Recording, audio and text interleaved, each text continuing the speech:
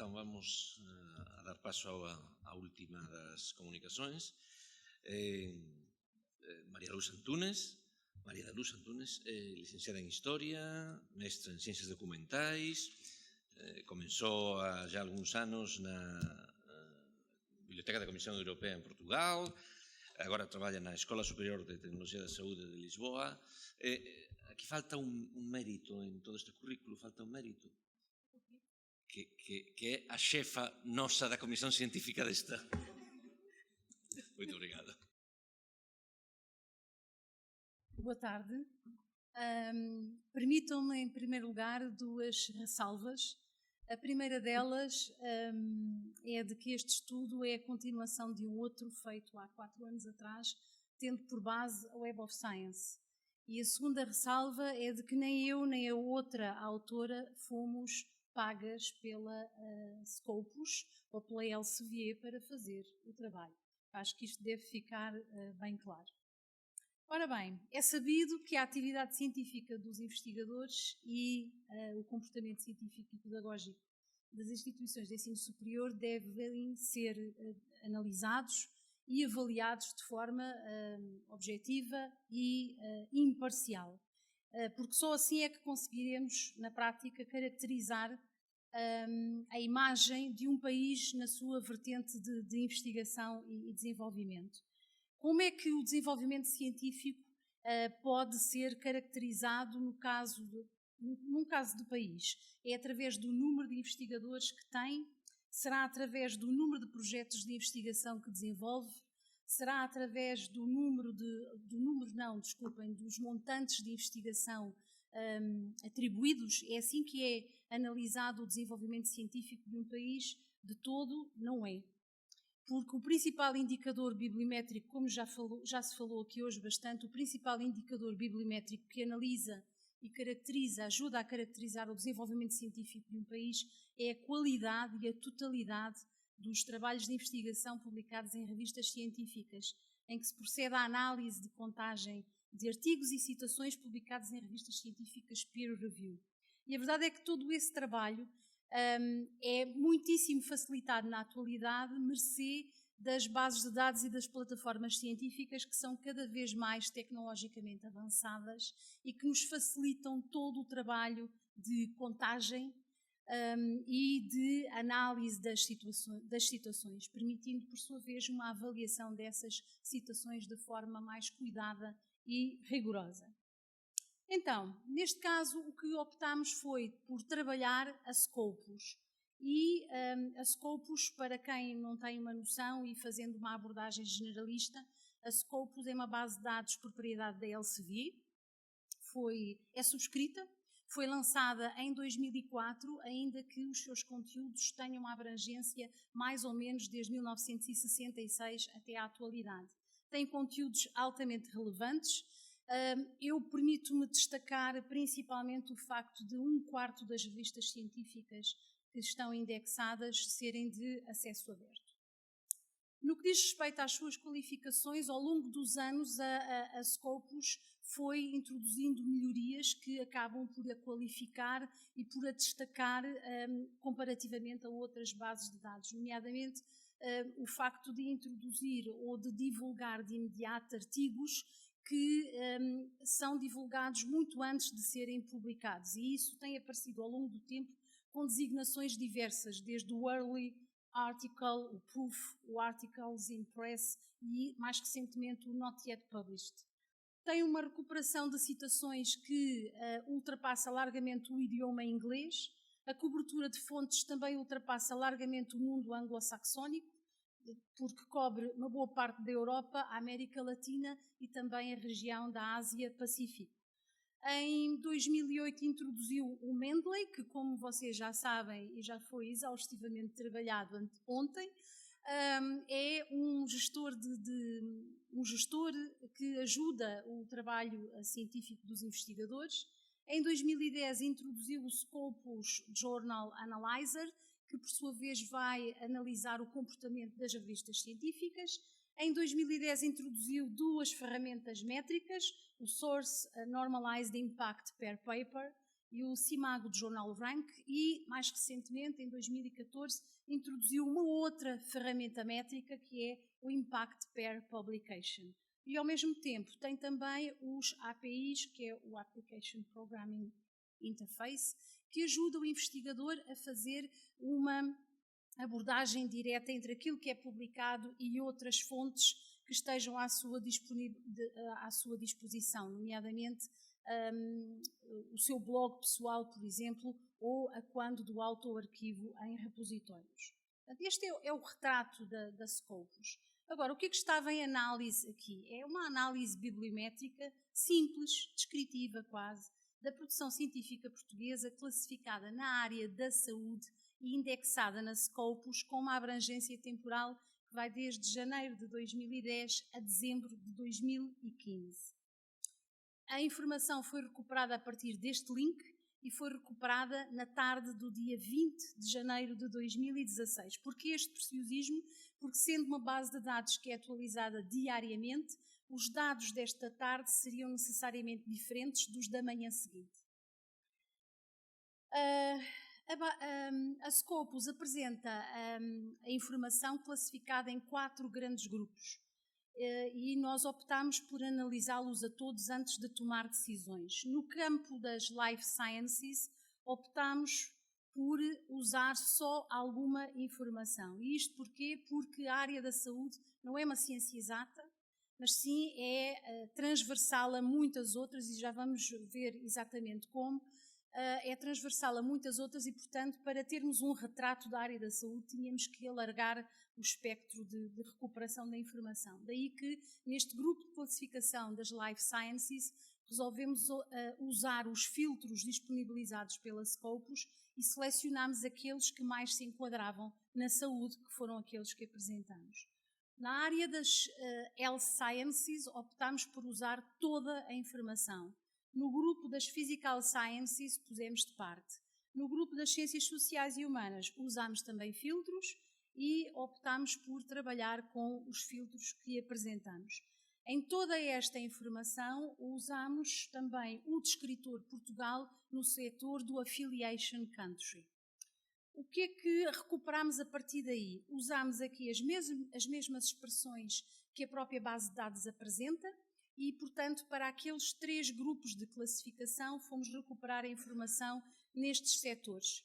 Depois, o que fizemos, para evitar o viés, foi fazer a fusão desta informação por subgrupos, de modo a evitar o viés da duplicação. E, assim sendo, conseguimos chegar às variáveis em análise, que são estas. Quais são as categorias de classificação da área da saúde que nos interessam dentro da Scopus? Qual é a tipologia de documentos indexados? Quais são os títulos das revistas onde os autores portugueses publicam e que estão indexadas na Scopus? Que autores são esses? Quais foram os anos de publicação? Qual é a afiliação institucional destes autores e com quem é que estabeleceram parcerias científicas? E os resultados que eu vou apresentar, e permito-me de imediato tecer já considerações para agilizar tudo isto. Então, os resultados nesta abrangência temporal são resultados interessantes, porque são quase 200 mil resultados com a afiliação Portugal, mas da área da saúde são um pouco mais de 71 mil, o que corresponde a 35,8%. É uma percentagem muito baixa, por exemplo, comparativamente à Web of Science, mas temos de pensar que a Web of Science é uma base muito mais antiga do que esta, sendo mais recente, tem estas diferenças. Depois, analisando os resultados em termos dos 3 grupos de categorias, das Ciências Sociais e Humanas, das Life Sciences e das Health Sciences, constata-se o claro predomínio das ciências da saúde. No que diz respeito à análise por ano de publicação, o que se verifica é que os 5 anos mais recentes são aqueles que apresentam os dados mais significativos, e nota-se também que ao longo dos anos os totais vão sempre aumentando, com exceção do ano de 2014, que tem um total superior, por exemplo, a 2015. Também para isto nós temos uma explicação, que é o facto de a informação foi recuperada a 20 de janeiro e nós sabemos que existe um delay entre a informação que é publicada e muitas vezes aquela que aparece indexada nas bases de dados. E, portanto, esta diferença no tempo pode levar a que o ano de 2015 não estivesse fechado à data de 20 de janeiro. Portanto, se hoje eu for lá fazer a mesma pesquisa, de certeza que o total de 2015 é claramente superior. Depois analisámos a tipologia dos documentos que estão indexados e o claro predomínio do artigo científico, logo seguido do artigo de revisão, e depois optámos por ir buscar os dados relativos às letter e às note, que são as brief communications. E porquê que fomos buscar estes dados necessariamente? Porque são estes dados que são contabilizados para a avaliação de desempenho dos investigadores. E depois olhamos para os resultados dos primeiros tipos de documentos, para os artigos científicos e para o artigo de revisão, e constatamos que, somando a percentagem de uns e de outros, dá logo aqui um valor que esmaga completamente tudo o resto. Depois analisámos a classificação da informação pelas categorias e também aqui temos um predomínio da área da medicina e é aqui que nós vamos verificar que existe realmente a ligação com outras áreas de investigação e que nos dá logo a imagem de que a área da saúde não é realmente uma ciência exata, porque analisamos os resultados e aparecem-nos logo aqui ligações claras à bioquímica, à interação medicamentosa, à saúde pública, à saúde ambiental, entre outras. Depois analisámos as revistas científicas e conseguimos obter uma listagem superior a 400 resultados. Claro que 400 e tal resultados, 400 e tal títulos, depois de feitos todos aqueles processos de fusão. Como era impossível analisar todos, estabelecemos uma barreira de 100 resultados e analisámos esses 100 resultados. Chegámos a uma lista ou um ranking, como quiserem, de as 10 primeiras revistas. E dessas 10 primeiras revistas constatámos com satisfação que 7 eram portuguesas. Chegámos a várias conclusões, nomeadamente que as revistas científicas portuguesas estão a começar realmente a cumprir os critérios exigíveis pelas editoras gestoras das bases de dados e que, portanto, também os próprios autores acabam por criar um perfil de confiança relativamente às revistas científicas e a optar também por publicar nelas. Depois analisámos as revistas uma a uma e chegámos à conclusão de que havia 4 que estavam indexadas na Medline, que são estas que eu vou assinalar, e mais esta e esta. E depois também verificámos que havia 2 que estavam indexadas na Cielo, que são estas e esta. Não sei se isto se vê bem, conseguem ver bem, com as cores diferentes, mas são estas 2. E ainda havia mais uma que estava indexada no DOAGE, que é a Ata América Portuguesa. Portanto, continuando, analisámos seguidamente a afiliação institucional e aqui o claro predomínio das universidades, de onde se destaca a Universidade do Porto. Depois também quisemos verificar o seguinte, é que a Universidade de Lisboa foi nos últimos anos objeto de uma fusão com a Universidade Técnica de Lisboa. Então optámos por analisar as duas, fizemos o somatório destes subtotais que nos deu este valor que nem assim consegue ultrapassar a Universidade do Porto. Depois também verificámos o seguinte, nestas 10 primeiras instituições aparecem hospitais. Também houve hospitais que foram submetidos a processos de fusão e daí aparecem os centros hospitalares. Relativamente aos hospitais o processo é mais complicado porque não há a preocupação de garantir a continuidade das afiliações. E este é um cuidado que, por exemplo, no caso dos hospitais, tem que ser acautelado. No entanto, no caso das instituições de ensino superior, há uma característica que a Scopus apresenta e que é claramente uma mais-valia, que é o facto de efetuar aquela operação do merge, que quer dizer o seguinte, independentemente da forma como o autor apresenta a sua instituição, seja de forma abreviada, por extenso, em português, em inglês ou noutra língua qualquer, a verdade é que a Scopus faz uma agregação das diferentes designações e ficam todas submetidas de uma só maneira. Isto quer dizer que uma instituição, se quiser saber qual é a produção científica da sua instituição indexada na Scopus, facilmente consegue chegar a dados concretos. Depois analisámos os resultados dos autores e não nos surpreendeu o facto de haver uma ligação com o slide anterior, porque lá está, a afiliação principal que aqui aparece é da Universidade do Porto. Mas pronto, quem é de Coimbra pode ficar satisfeito, porque pelo menos nos 10 primeiros há alguém que é da Universidade de Coimbra. Analisámos seguidamente a parceria científica, com quem é que os investigadores portugueses mais estabelecem relações de parceria científica. E claro que existe aqui a tendência para privilegiar os colegas da mesma nacionalidade e depois, por ordem de valores, aparecem seguidamente os Estados Unidos, a Espanha, o Reino Unido e por aí fora. E, por esse motivo, tentámos verificar quem eram, independentemente da nacionalidade, quem eram as instituições destes países com quem estabeleciam a dita parceria científica. E a Universidade de São Paulo à cabeça, seguida da University College London e da Universidade de Santiago de Compostela. Quisemos seguidamente avaliar a parceria científica com os investigadores dos Estados do CPLP, portanto, dos países de expressão portuguesa. O Brasil destaca-se, tinha que ser, porque os valores têm que coincidir, logicamente, mas aparecem já valores interessantes de Moçambique e de Angola e os outros países com valores mais discretos. Nós aqui também temos alguma interpretação, que é o facto de uma boa parte destes países passaram, tirando o Brasil, claro, passaram por guerras civis, nos casos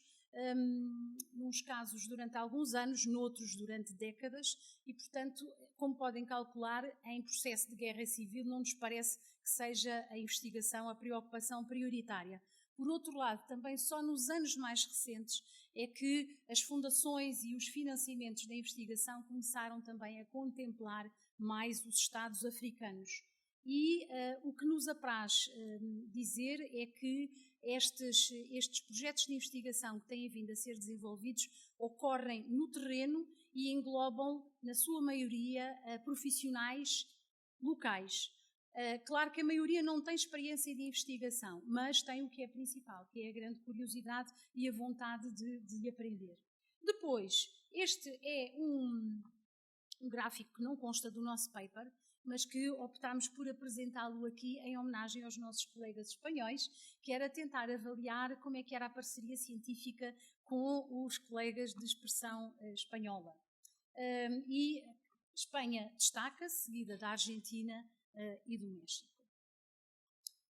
Em conclusão, a produção científica portuguesa da área da saúde evidencia claramente a existência de vínculos com diversos países, o que é produto das parcerias, dos projetos, mas também do financiamento dessa mesma investigação.